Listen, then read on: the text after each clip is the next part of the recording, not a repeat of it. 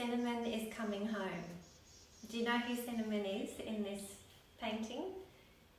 For me, she's this one flying in from the top, full of energy and forward motion. I think that Cinnamon, though, could be any of these, and you might have picked a different character as being her. I think it could be any of them and all of them, and all of us as well. My painting Cinnamon is Coming Home is me exploring the idea of the value of the individual, the value of diversity and difference. And when I look at all of these characters, now that they're there, it feels like to me that the canvas would not be complete without them. That in their difference and their diversity, they're so very unique in their appearance, but also complementary and essential to the wholeness of the piece. And when I think about the value of the individual and the value of pursuing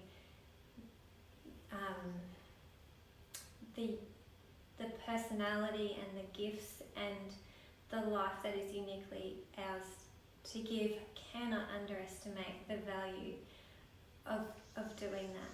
The value to the individual and the experience that we have in life as we accept ourselves and celebrate ourselves, and then the value to the group or the community or to the world of having people brave enough to live a life of authenticity. I think Cinnamon is Coming Home is about the process that happens when we learn to recognise and value ourselves and each other. And the story of Cinnamon is an invitation to reflect on that process and also to engage in it. Cinnamon is coming home. Come, Cinnamon, come closer to the shiny inside. Come further away from the place where you hide. Come into your truth, polish it bright. Come hold in your hand your day and your night. Come, Cinnamon, come see in the glass, crack open your eye. Come loosen what's been and stretch toward the sky. Home, Cinnamon, home for the brave, for the warrior one, for the one who's been saved. Home, Cinnamon, home for all, each, for the bow that shines hope, for the hearts you will reach. Cinnamon is coming home, to herself, to her call. Do you see her? Look up now, marvel her more.